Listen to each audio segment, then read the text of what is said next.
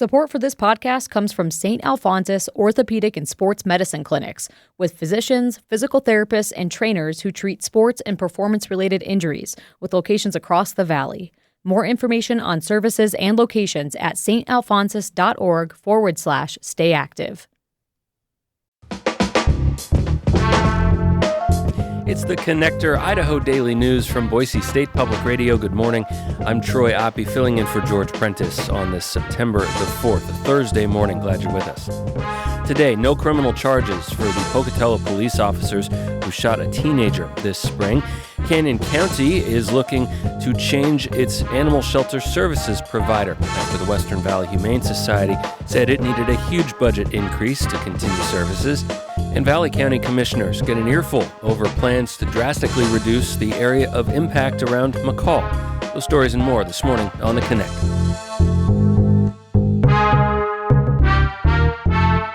The Pocatello police officers who shot an intellectually disabled teenager within seconds of arriving on a scene in April will not face criminal charges.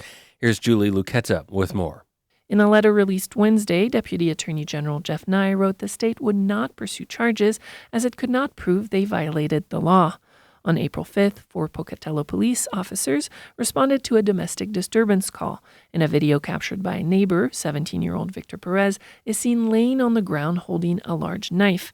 After the teen failed to drop the knife and stumbled towards them, the officers fired their weapons 14 times. Perez had autism and cerebral palsy. He was taken off life support 6 days after being shot. In a 911 call, a neighbor said a highly intoxicated man was trying to stab others. Dispatch forwarded that inaccurate information to the officers, who did not know Perez had disabilities. Under Idaho law, officers can use deadly force if they perceive that they or someone else is in grave danger of death or bodily harm. Body cam footage showed the officers were separated by a 4-foot-tall chain-link fence from Perez when they shot him. The AG's review states the nonverbal team most likely did not pose a threat to the officers. Julie Luqueta, Boise State Public Radio News. The Perez family has sued Pocatello for wrongful death. The family's attorney told East Idaho News yesterday they were not surprised by the investigation results. They plan to amend their lawsuit based on the findings of the Attorney General's review.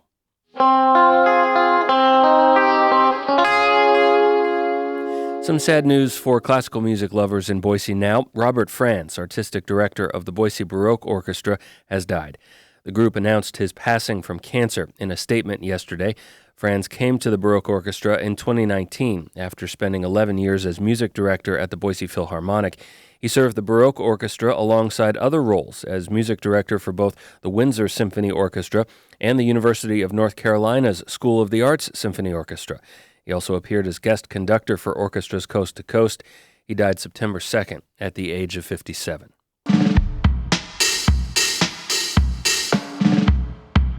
Canyon County commissioners, along with the mayors of Nampa and Caldwell, will open the county's contract for animal shelter services to bidding. That move follows a $1.5 million budget increase request to the county and its 2 major cities from the West Valley Humane Society, which says it needs that funding to meet the demand for services in the county. Local governments balked at the number, but have collectively approved about $1 million new in funding. That's about triple what it had been providing.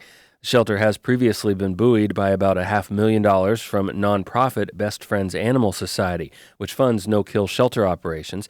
The Idaho Press reported in June the nonprofit declared a financial crisis for West Valley Humane Society. The county now says it will issue a request for proposals for shelter services and that West Valley is open to participate in the bidding process. The shelter has not yet issued a response to the county's announcement made late Wednesday. An annual report done by the Idaho Conservation League found over half of wastewater treatment plants in the state last year failed to meet standards set by the Clean Water Act for pollutant discharge. That is the lowest percentage dating back to 2007, when 4 out of every 5 treatment plants ran afoul of federal regulations. The 8th annual report from ICL noted 474 total violations statewide, with two-thirds of all violations coming from just 12 treatment plants. Most of those operate in small rural communities. Many are repeat offenders, with numerous violations reported each of the last few years. That includes Preston, Driggs, and Plummer, with Parma's treatment facility reporting the fourth most violations in the state. Gooding was also in the top 10. ICL generates its report using discharge data posted by the Environmental Protection Agency. On the other side of the water equation, there's a new report that shows America's water systems need more than $1 trillion in upgrades in the coming decades. Across the West, states are dealing with shrinking reservoirs, worsening drought, and a lack of data to plan for the future. Here's the Mountain West News Bureau's Caleb Radel. Pew Charitable Trust found many Western states use outdated methods to measure their water system needs, and some don't have inventories of aging pipes or where lead service lines still exist. Report author Alina Oberther says good data drives smart spending. It's really important for policymakers and for states to understand, what is the scope of their infrastructure need, because that helps them kind of make the best decisions about allocating funds. But some states are making progress. In New Mexico, regional water managers flagged over $4 billion in needed upgrades. In Utah, lawmakers created a water infrastructure fund. In Idaho and Montana, devoted more than half of their federal recovery funds to water projects. Oberther says efforts like these are key if Western states want water systems strong enough to withstand a hotter, drier future. For the Mountain West News Bureau, I'm Caleb Radel.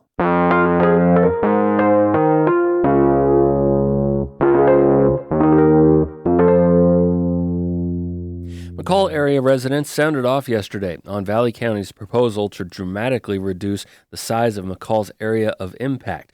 That's the buffer zone around city limits, which is not part of the city, but where city zoning code applies.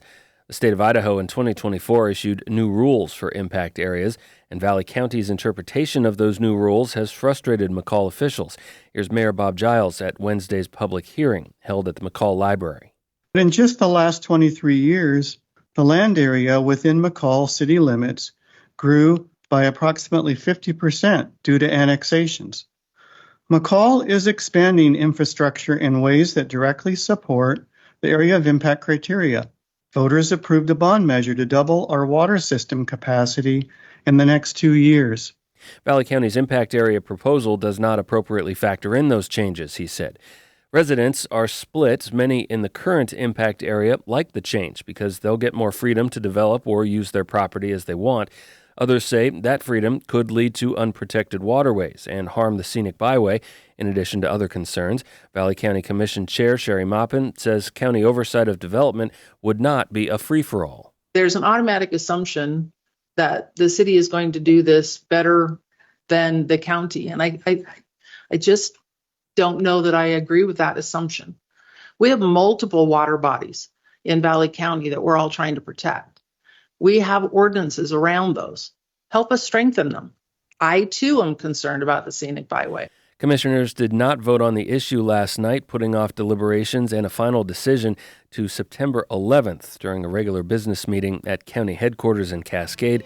That meeting will start next Thursday at 9 a.m.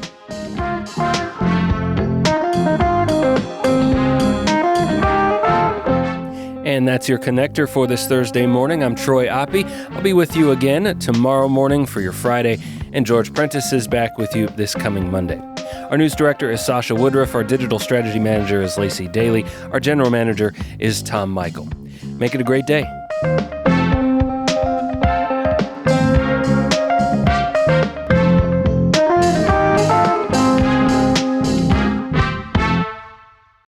It's rare to find a podcast that can actually change your life. But when the show's called Life Kit, that's kind of the whole point. I'm Mariel Segarra.